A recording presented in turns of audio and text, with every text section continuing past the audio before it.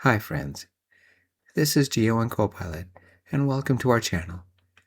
Today's story launches from the ISS, the International Space Station, where Leslie floats through routine and longing. The location was suggested by a reader who wished to remain anonymous. Chapter 1. I woke at 3:17 UTC, not because of the schedule, but because of the silence, the kind that hummed through the station when everyone's asleep and the Earth's curve glows like a secret outside the viewport. I floated toward the galley, nudging off the wall with my left foot. My socks were mismatched, one gray, one blue, and my shirt had a tiny ketchup stain from last week's rehydrated meatloaf. I hadn't bothered to clean it. No one noticed. No one cared. Except maybe Jung-hae. But he wasn't here yet. I clipped myself into the seat, opened the pouch labeled Breakfast Number 4, and stared at the contents. Powdered eggs, a tortilla, and a packet of hot sauce. I skipped the eggs. My cardiologist would have approved. I squeezed the hot sauce onto the tortilla and folded it like a memory. Outside, the earth turned slowly. I could see the edge of North America, cloud cover like whipped cream over the Rockies. I imagined the smell of barbecue drifting through a Utah backyard, burgers sizzling, my dad flipping patties with a beer in hand. I hadn't tasted a real hamburger in 6 months. I missed the sound of a grill, the hiss, the pop, the laughter. I missed the smell of grass and charcoal and someone calling my name from across the yard. I missed the feeling of gravity. I unzipped the pouch and pulled out the photo I kept tucked beneath the protein bar. It was creased and faded. Me and Jung-hae in Houston, standing in front of a mock capsule. He wore a black flight suit and a crooked smile. I wore jeans and a NASA hoodie and tried not to look like I was staring at him. He was arriving today, docking at 0900 UTC. I'd rehearsed what I'd say, something casual, something like, "Welcome aboard," or "Hope you brought better socks." But I knew I'd mess it up. I always did. I floated to the lab module and checked the systems. Everything was green. I logged the readings, adjusted the CO scrubber, and pretended not to count the hours. At 5:42 UTC, I heard the first ping. The capsule was approaching. I clipped into the comm station and listened to the exchange. Jung-hae's voice came through, calm, clipped, professional. But I knew that voice. I knew the way it softened when he was tired. I knew the way it cracked when he laughed. I knew the way it made my chest ache. At 08:59 UTC, the hatch opened. I floated there, trying not to look eager. He came through in a blue flight suit, hair slightly tousled, eyes scanning the module like he'd never seen it before. "Leslie," he said. "Jung-hae," I replied. He smiled. "Nice socks." I looked down, gray and blue. I shrugged. "It's a statement." He unclipped his helmet and floated closer. "Statement of what?" "Chaos, freedom, low laundry priority." He laughed. "Good to see you." "You too." We didn't hug, we didn't touch, but something shifted. The air felt warmer, the silence felt shared. I handed him a pouch labeled "Welcome Snack." Inside was a freeze-dried strawberry and a note. "No burgers, but I owe you one." He read it, smiled, tucked it into his pocket. Outside, the earth turned. Inside, something else did too. Chapter 2. Jung-hae floated into the galley at 0412 UTC, hair still damp from the hygiene module, flight suit zipped halfway. He looked like he belonged here already, like the station had been waiting for him. He clipped into the seat across from me and opened his breakfast pouch. Oatmeal, rehydrated. He poked it with the spoon like it had offended him. I miss burgers, he said. I blinked. That was fast. What? Theme stated. You've been here 12 hours and you've already declared your emotional arc. He grinned. I'm serious. I miss the smell, the sizzle, the way the bun gets warm but not soggy. Charred edges, grilled marks, ketchup that drips onto your wrist. Exactly. We sat in silence for a moment, floating in our seats, tethered by Velcro and longing. I used to grill on Sundays, I said, back in Utah. My dad had this old Weber, black dome, rusted legs. He'd flip burgers with a spatula that had a melted corner. Sounds perfect. It was. Zhang He stirred his oatmeal. I had a burger once in Vancouver that made me cry. Brioche bun, pickled onions, smoked cheddar. I was jet-lagged and lonely, and it tasted like home. I looked at him. You're Korean, right? He nodded. Born in Busan, raised in Toronto. My mom made bulgogi burgers when I was a kid. Sweet, salty, messy. She'd wrap them in foil and hand them to me like treasure. I imagined it, the foil crinkling, the steam rising, the way our burger could carry memory. I miss gravity, I said. He laughed. You miss burgers. Same thing. We ate in silence, the kind that felt like a shared blanket. Outside, the earth turned. Inside, something else did too. Zhang He finished his oatmeal and wiped his mouth with the corner of his sleeve. Do you ever think about what you'd eat first when you'd get back? Burger. No hesitation. Same. We looked at each other, not quite smiling, not quite serious. I think about the grill, I said, the way it smells, the way it sounds, the way it feels to stand next to someone while the fire does its work. Zhang He nodded. It's not about the food. Nope. It's about the moment. Exactly. He unclipped and floated toward the lab module. We should make a pact, he said. A burger pact? First meal back, together. Real grill, real buns, real gravity. I felt something shift. A tether. A promise. Deal, I said. He disappeared down the corridor, and I stared at the empty pouch in front of me. Oatmeal residue. A note tucked behind the protein bar. No burgers, but I owe you one.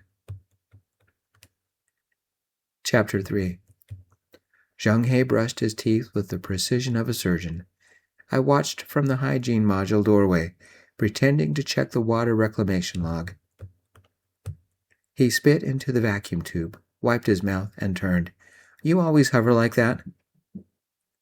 Only when someone's brushing with that much intensity. It's a ritual, he said. Keeps me grounded. In space? He shrugged.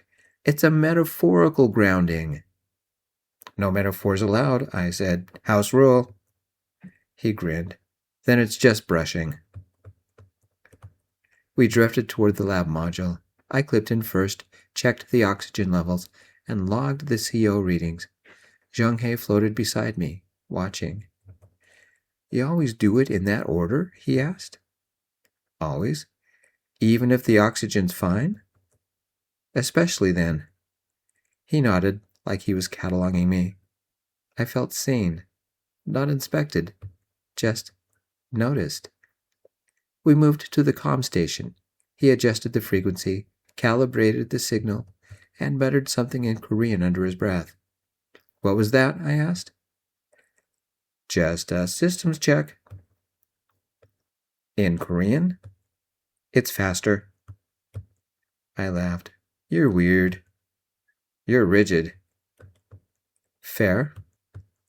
We spent the next hour running diagnostics. He worked with quiet efficiency, fingers tapping, eyes scanning. I logged everything, double-checked his inputs, and tried not to stare. At 0712 UTC, we floated to the galley. He opened a pouch labeled Lunch Number 2 and frowned. Chicken teriyaki, he said, but it smells like Cardboard. Cardboard with ambition, I said. He poked it. You ever miss ketchup? Every day. He pulled out a packet. I saved one. For what? For the burger pact. I stared at him. You're serious? Deadly.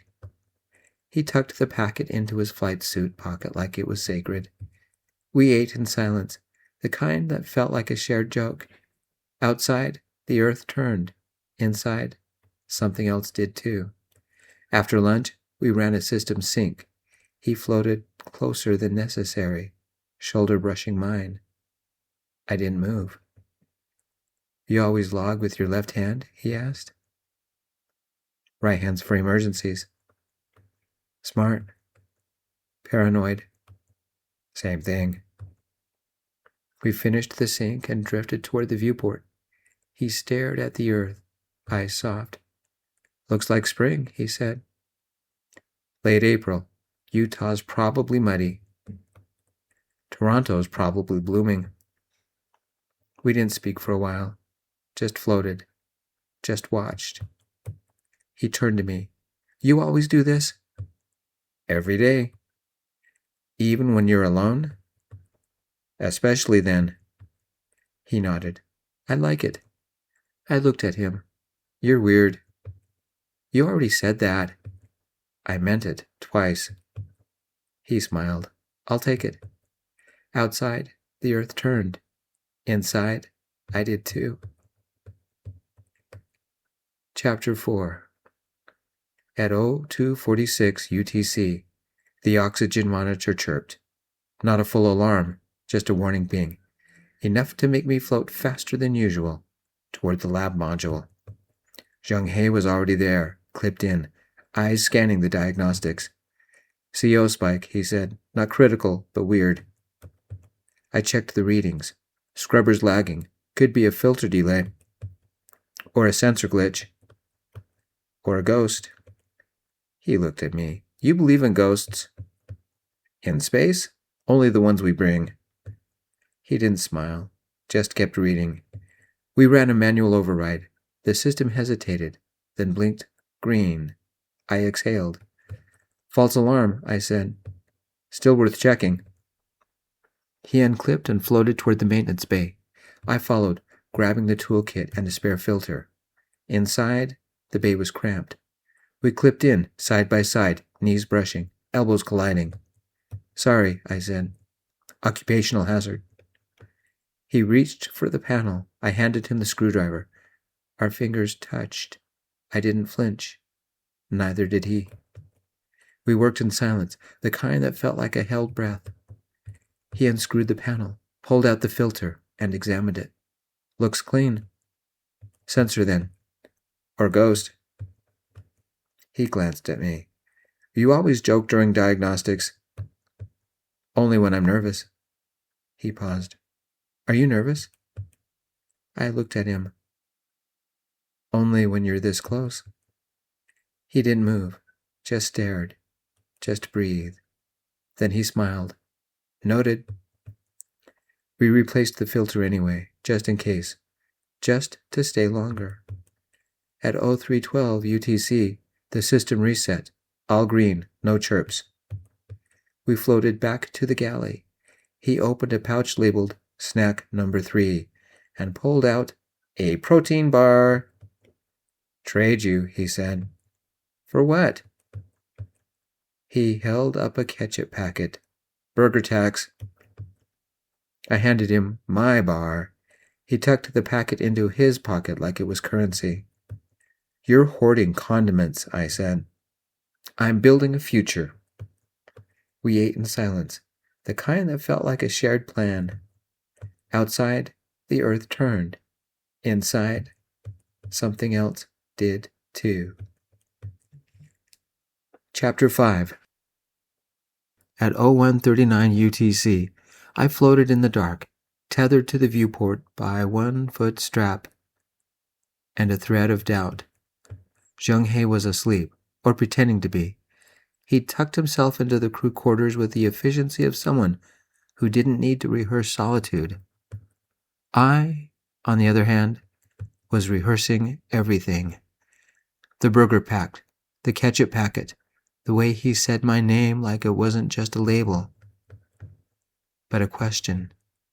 Leslie. I'd heard it 1,000 times, but not like that. I stared at the earth. Lights blinked across the continent like someone had scattered fireflies over a map. Somewhere down there, people were grilling burgers, laughing, touching. I hadn't touched anyone in 6 months. Not really. Not in the way that mattered. I floated back toward the galley, opened a pouch, snack number 5, dried apple slices and a square of peanut butter. I chewed slowly. The apples were tart. The peanut butter stuck to the roof of my mouth. I missed the mess of a real burger, the drip, the grease, the way it demanded both hands and a napkin. I missed the way someone could hand you one and say, "Here, I made this for you." I missed being made for. The next morning, Zhang He floated into the lab module with bedhead and a grin. "You look like you didn't sleep," he said. I didn't. System glitch?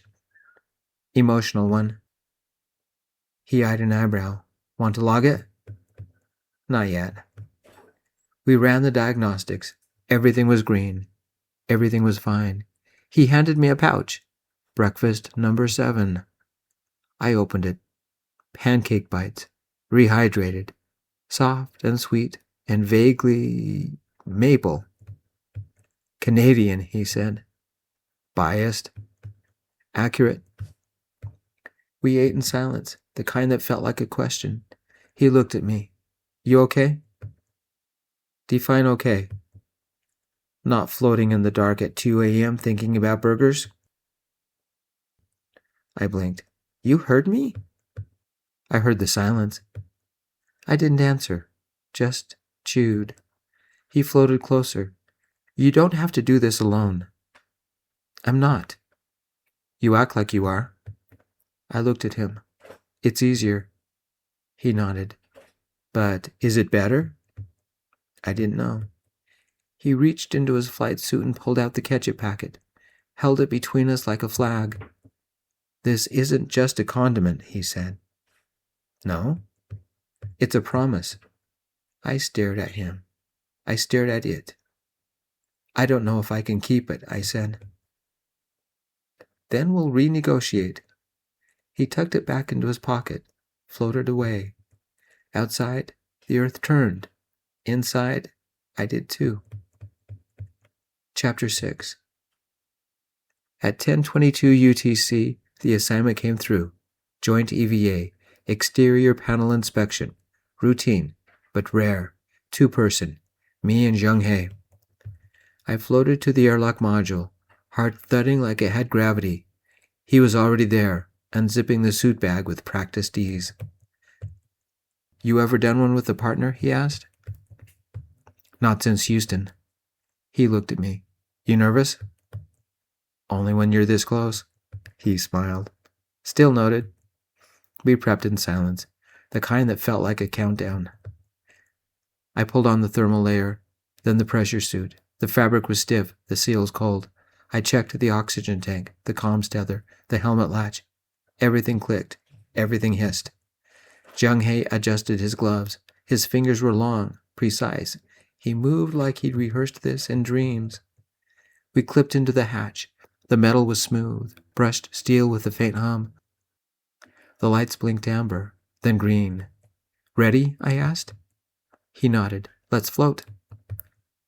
The hatch opened with a sigh. The airlock depressurized. The silence deepened. We stepped out. Space was black and endless, but not empty. Stars blinked like distant campfires. The earth curved below us, blue and white, and impossibly alive. The ISS stretched behind us, white panels, gold foil, antenna like insect limbs. We floated forward, tethered by cords and trust. Zhang He moved first, gliding toward the panel. His boots touched the surface with a soft thud. He clipped in, turned, and reached for the toolkit. I followed, slower, my tether caught for a moment, then released. I drifted beside him, clipped in, and exhaled. "Breathe," he said.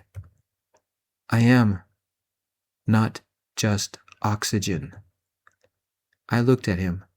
"You're weird." "You like it." We inspected the panel. No damage, just routine, just ritual. He handed me the scanner. Our gloves brushed. I didn't flinch. Neither did he. We worked in silence, the kind that felt like a held breath. Outside, the earth turned. Inside, something else did too. He looked at me. "You ever think about burgers out here?" "Every time I smell the suit fabric. Smells like charcoal. Smells like longing." He laughed. "Weird." Noted. We finished the inspection, logged the readings, floated back toward the hatch.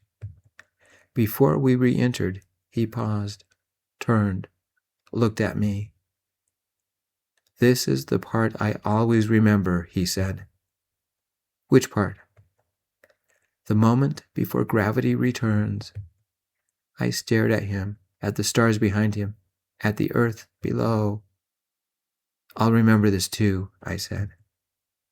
He smiled. "Good." We re-entered the hatch. The airlock hissed. The pressure returned. We floated inside, suits stiff, hearts softer. Outside, the earth turned. Inside, I did too. Chapter 7. At 20:04 UTC, the station was quiet. The kind of quiet that comes after system checks and rehydrated dinner. The kind that invites memory. Zhang He floated beside me near the viewport, legs tucked, arms folded. His flight suit was zipped to the collar, but his socks were mismatched, one red, one white. "Nice socks," I said. Statement. Of what? Rebellion. I smiled. "You're weird." "You like it." Outside, the earth turned. City lights blinked across the continent. Somewhere below, people were grilling burgers, laughing, touching. "I missed the smell of charcoal," I said. He nodded. "I missed the sound of my mom's voice when she called me in from the yard." "What did she say?" "Zhang He, come eat before it gets cold." Every time, even when it was hot. I laughed. My dad used to yell, "Burgers are ready, bring your appetite and a plate." "Did you?" "Always." He looked at me. "You close with him?" "Used to be." He didn't ask, just floated closer. "I miss the way Earth smells after rain," he said, "like wet pavement and blooming things. Utah smells like dust and pine. Toronto smells like concrete and lilacs." We sat in silence, the kind that felt like a shared blanket. He pulled out a patch labeled Snack Number 6. Inside was a square of chocolate and a note. "From my sister," she said. "She writes tiny letters and folds them like origami." He handed it to me. The paper was creased, soft. I unfolded it carefully. "Eat something sweet. Remember something good. Float toward someone kind." I looked at him. She's poetic. She's 12. Still counts. He broke the chocolate in half, handed me a piece. We ate slowly. The chocolate melted on my tongue. Sweet, bitter, real. "I used to think space would feel lonely," he said. "Does it?" "Not tonight." I looked at him. "You're weird." "You already said that." "I meant it again." He smiled. "I'll take it." Outside, the earth turned. Inside, something else did too. Chapter 8. At 14:37 UTC, the station was warm with recycled air and the scent of rehydrated curry. I floated into the galley, clipped in, and found Zhang He upside down, spitting rice into his mouth like gravity was a myth. "You know you're not supposed to eat like a bat," I said. He rotated slowly, legs drifting like kelp. "I'm optimizing surface tension." "You're optimizing chaos." "Same thing." I opened my pouch. Lunch number 9, mac and cheese, freeze-dried. I poked it with a fork. It resisted. Zhang He floated closer. "You need to assert dominance." "It's pasta, not a raccoon." He grinned. "Still applies." We ate in silence, the kind that felt like a dare. After lunch, we ran a systems check. Everything was green. Everything was fine. So we drifted toward the exercise module, clipped into the resistance bands, and pretended we were still Earthlings. Zhang He did squats with theatrical groans. I did arm curls with quiet shame. "You always this dramatic?" I asked. "Only when I'm being watched," he said. "I'm not watching." "You're documenting." "Same thing." He finished his set, wiped his forehead with the corner of his flight suit, and floated toward the hygiene module. I followed, not because I needed to, just because he moved like a story I wanted to read. Inside, he opened the toothpaste pouch and squeezed a perfect line onto his brush. "You ever miss mint?" he asked. "I miss burgers." "Mint burgers?" "Don't ruin it." He brushed in silence, the kind that felt like a shared ritual. After hygiene, we floated to the lab module. He pulled out a pouch labeled Snack Number 7 and handed it to me. "Open it," he said. I did. Inside was a ketchup packet and a note. "Burger tax refunded. Interest included." I looked at him. "You planned this?" "Calculated it." "You're weird." "You like it." I tucked the packet into my flight suit. "You're building a condiment empire." "Just laying the groundwork." We ran diagnostics. He logged the readings. I adjusted the scrubber. He floated closer than necessary. I didn't move. "You ever play tag in 0G?" he asked. "No." "Want to?" I blinked. "Now?" "Now." He tapped my shoulder and pushed off the wall. "You're it." I stared. "You're serious?" "Deadly." I launched after him, arms flailing, legs kicking. He twisted midair, dodged, and spun toward the comm station. I clipped off the wall, bounced off the hatch, and grabbed his ankle. "Got you," I said. He laughed. "You cheated." "I adapted." "Same thing." We floated in a tangled mess, laughing, breathless, tethered by nothing but proximity. Outside, the earth turned. Inside, something else did too. Later, we floated near the viewport, watching the sun rise over the Pacific. The light spilled across the module, soft and gold. He looked at me. "You ever think about what you'd do if you weren't here?" "Griddle burgers, write bad poetry, fall in love." He blinked. "You write poetry?" "Badly. Read me one." I hesitated, then recited.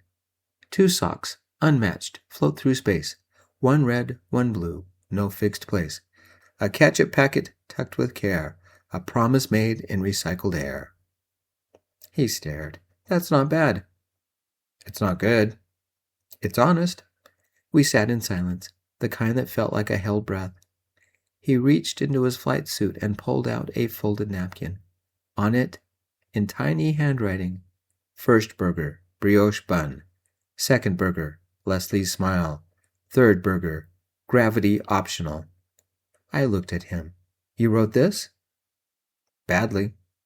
I smiled. "It's honest." We floated side by side, socks mismatched, hearts aligned.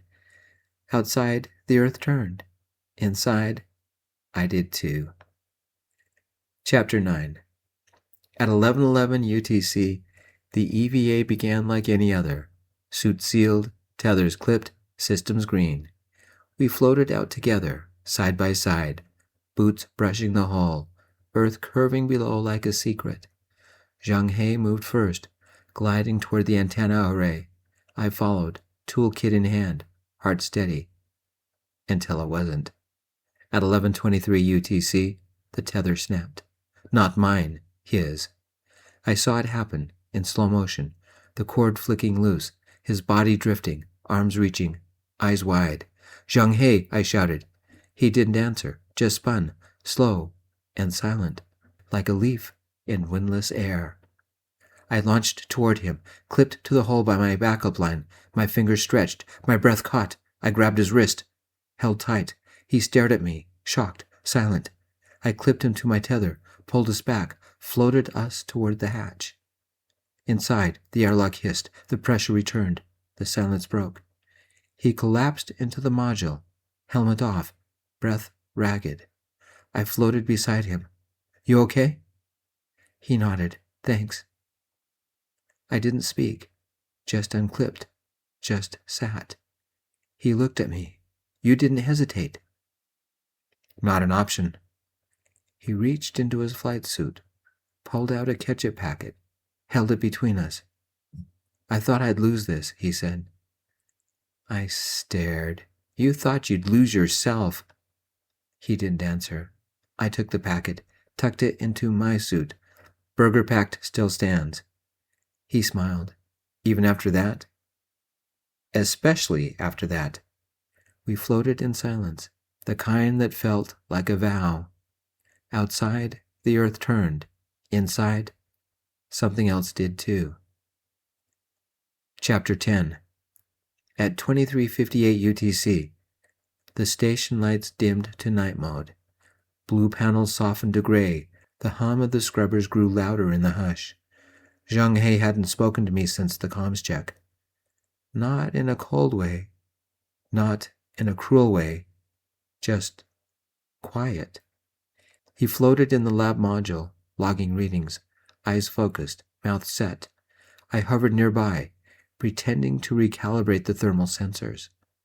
We hadn't played tag in 2 days. No ketchup packets, no napkin poems. Just systems.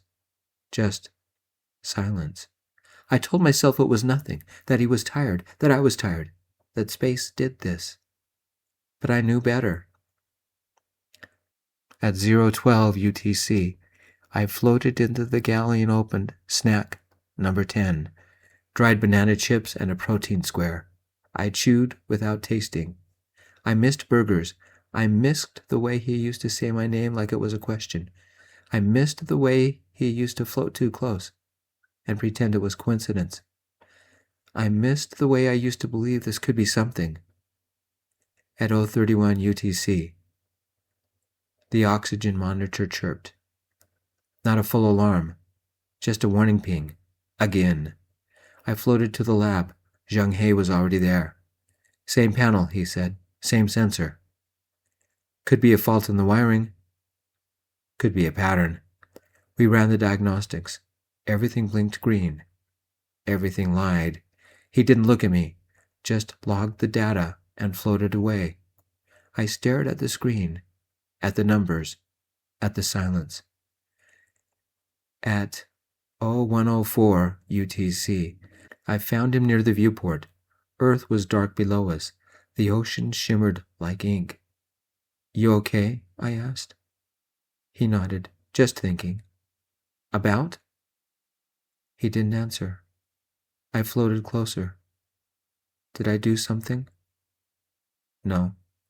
Then what is this? He turned.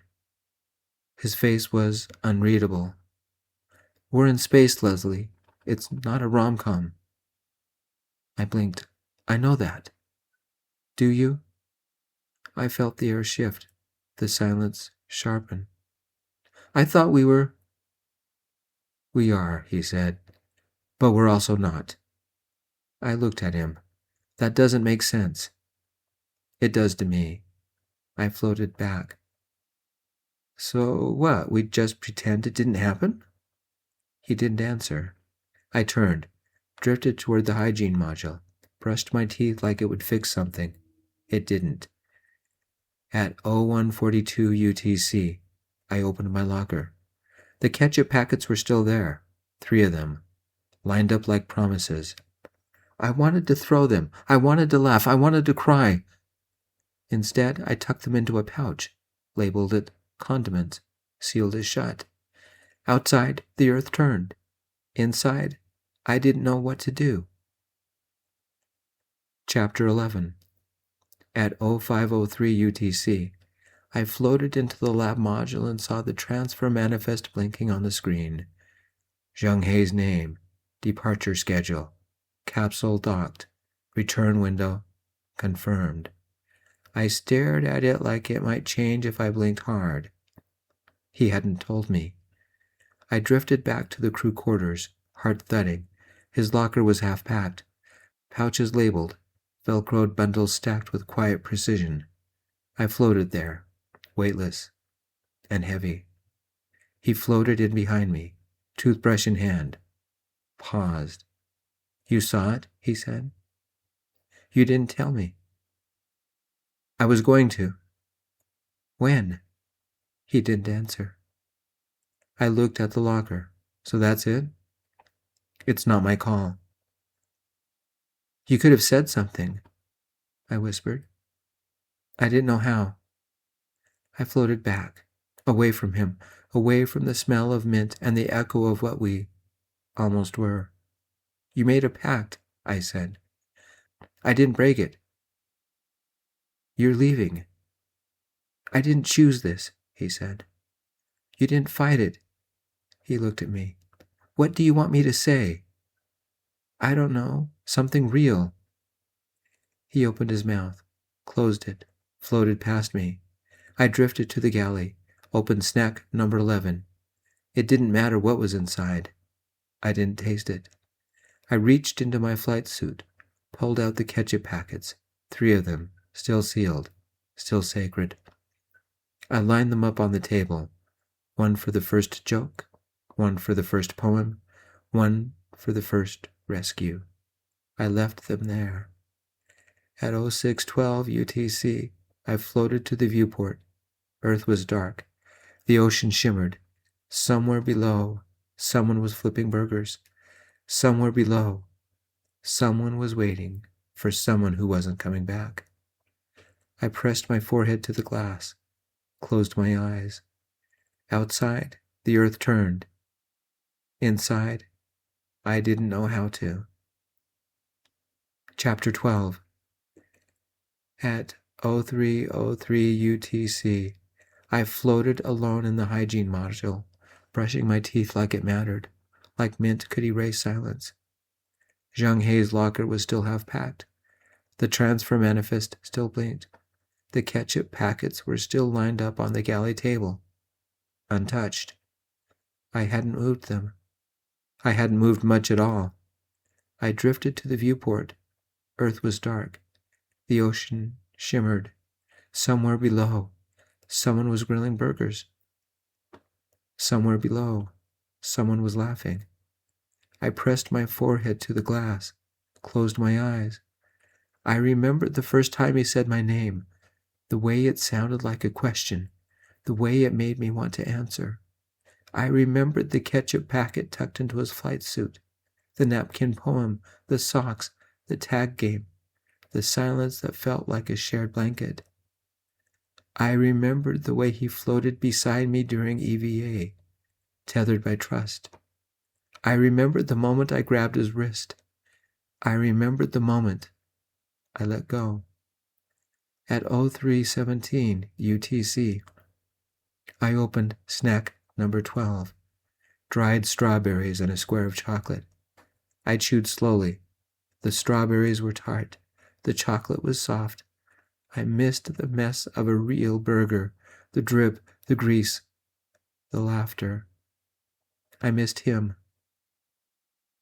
I floated to the lab module, logged the oxygen levels, adjusted the scrubber, pretended it mattered.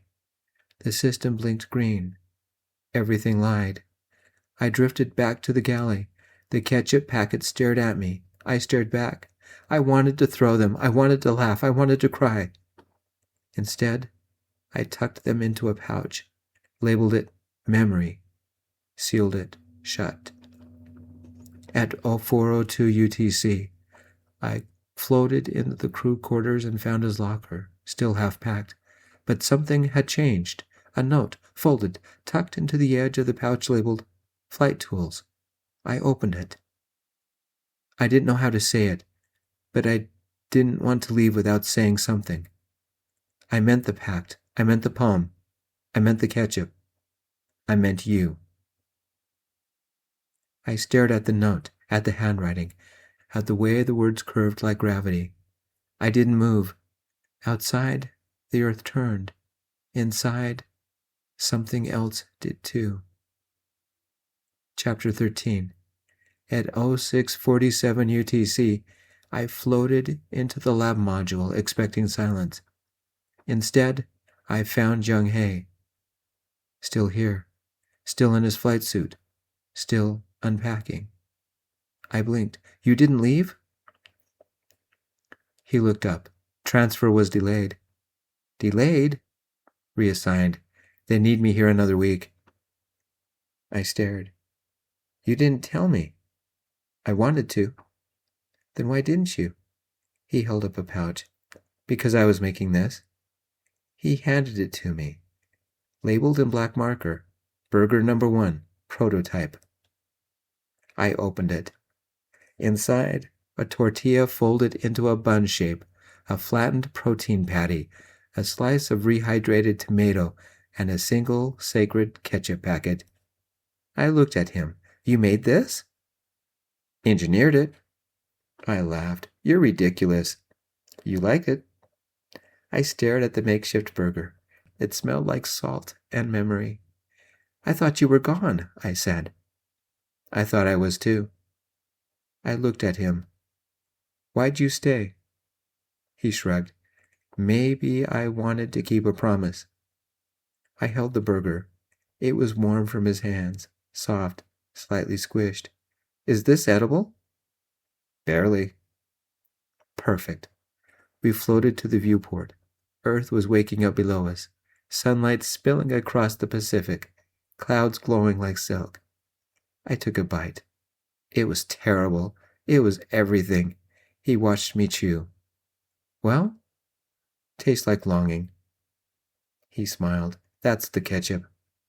I handed it to him. He took a bite, winced, laughed. We sat in silence, the kind that felt like a second chance.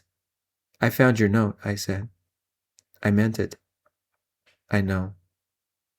He looked at me. You still want that burger on Earth? With you?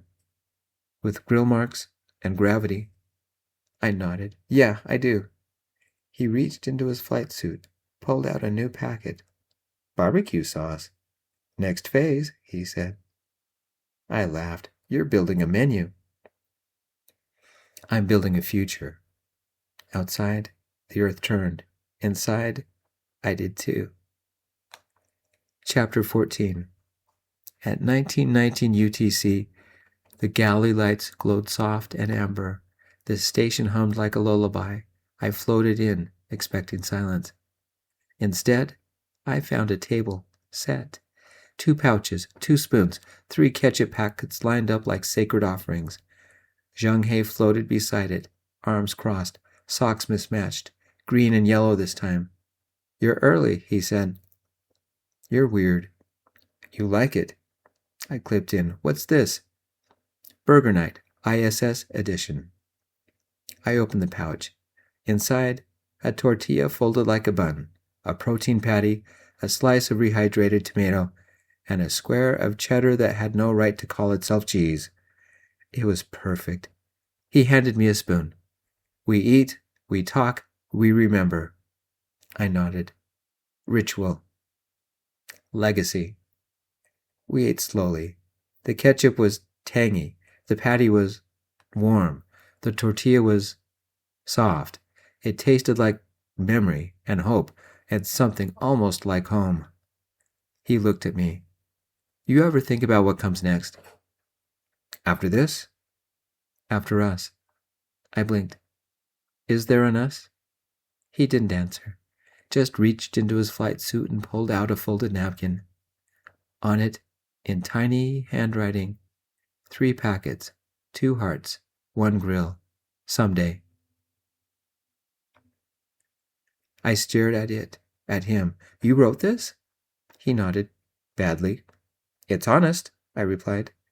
We floated in silence, the kind that felt like a held breath. He reached for the last ketchup packet, held it between us. This one's for Earth, he said. I took it. For gravity. For fire. For us. We tucked it into a pouch, labeled it first meal. He looked at me. You still want that burger? With you? With grill marks and a second bite. I smiled. Yeah, I do. He floated closer, not touching, just near. Outside, the earth turned. Inside, I did too. Chapter 15.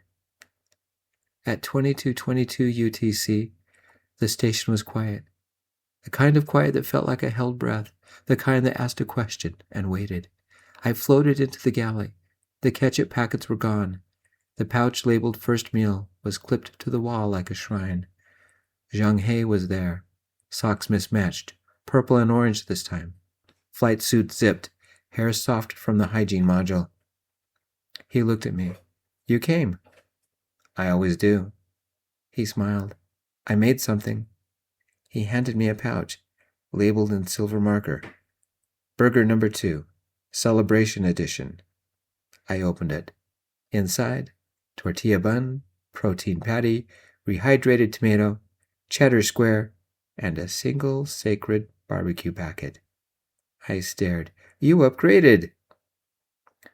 Legacy demands it. We clipped in, ate slowly. The barbecue was smoky. The patty was warm. The tortilla was soft. It tasted like memory and promise. He looked at me. You ever think about what this means? This? Us. I blinked. I think about it every time I float. He nodded. Me too. We finished the burger, wiped our hands, floated toward the viewport. Earth was glowing. City lights like constellations, clouds like silk, the ocean like ink. He floated closer, not touching, just nearer. I used to think space was lonely, he said.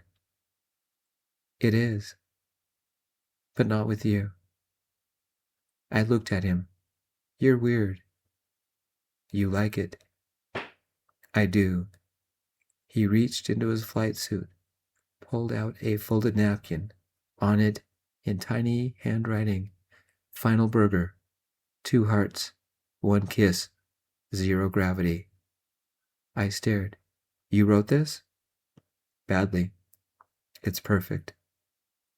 We floated in silence, the kind that felt like a second chance. He reached for my hand, held it, soft, steady. I didn't move. He leaned in, slow, gentle, like orbit, like ritual. Our breath was warm. Our lips met. It wasn't dramatic. It wasn't cinematic. It was tender. It was real. It was gravity optional. We kissed like we'd been floating toward it for years, like every ketchup packet had been a breadcrumb, like every silence had been a prayer. We kissed like it mattered. We kissed like it healed. We kissed like it was ours. Outside, the earth turned. Inside, I did too. Later, we floated side by side. 2 toothbrushes clipped to the hygiene module, 2 socks drying on the wall, 1 pouch labeled first meal. He looked at me. You still want that burger? With you? With grill marks and a second bite. I smiled. Yeah, I do. He reached for my hand again, held it. We floated. Together. Epilogue. A year later.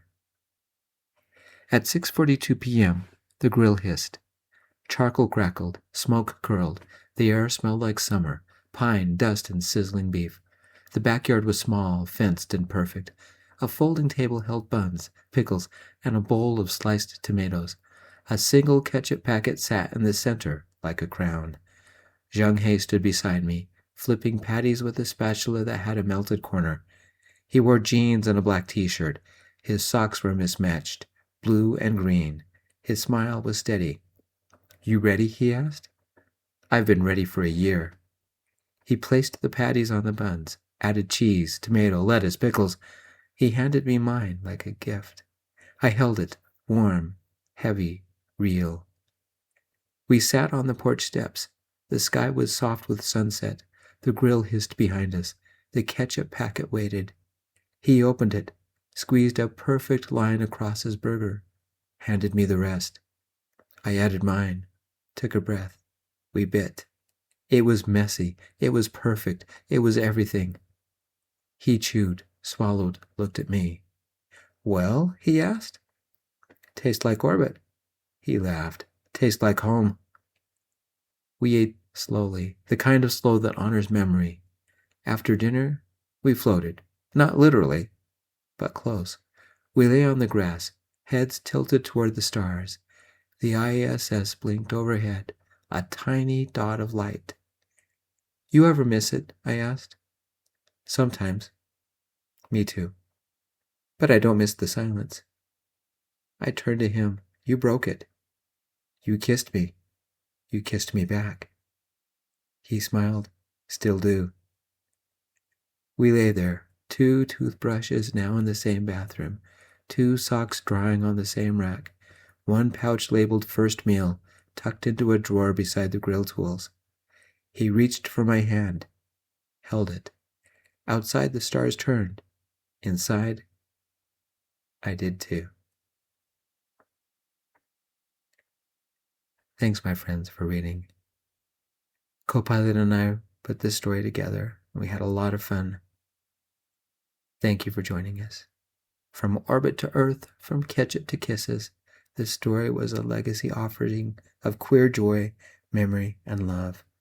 I love you all. Peace, my friends. Until next time.